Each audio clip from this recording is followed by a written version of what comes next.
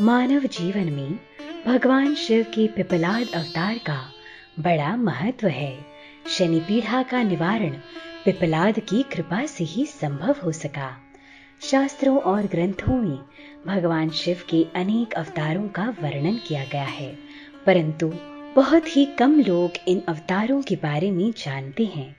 भगवान शिव के इन्हीं अवतारों में से एक अवतार पिपलाद अवतार है, जिनके बारे में आइए सविस्तार से जानें। एक बार दैत्य वृत्रासुर ने इंद्र आदि समस्त देवताओं को पराजित कर दिया था। इसके बाद इंद्र आदि सब देवता मिलकर वृत्रासुर के कारण दुखी होकर श्री ब्रह्मा जी की शरण में पहुंचे। तब ब्रह्मा जी ने उनके दुख का निवारण करते हुए उन्हें एक उपाय बताया। उन्होंने बताया कि दधीचि नाम के एक महामुनि हैं, जिन्होंने पूर्व काल में भगवान महादेव की आराधना करके अपनी हड्डियों को वज्र जैसा कठोर बना लिया था।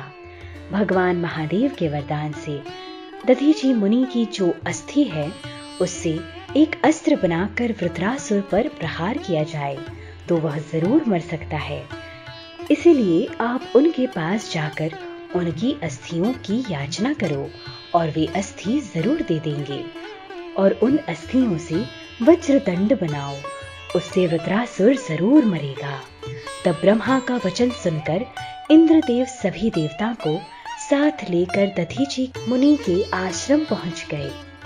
तब देवताओं की भलाई के लिए दधीचि ऋषि ने स्वेच्छा से अपनी देह त्याग दी और बाद में देवताओं ने ऋषि की हड्डियों से वज्र बनाया, जिससे देवराज इंद्र ने उस असुर वृत्रासुर को पराजित कर दिया।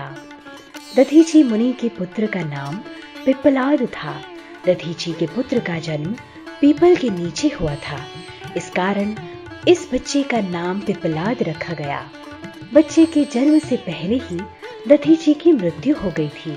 जब पिपलाद बड़े हुए तो उन्होंने देवताओं से पूछा कि मेरे पिता की इतनी जल्दी मृत्यु कैसे हो गई। उस समय उन्हें मालूम हुआ कि शनि की अशुभ दृष्टि की वजह से दधीचि मुनि की मृत्यु का योग बना।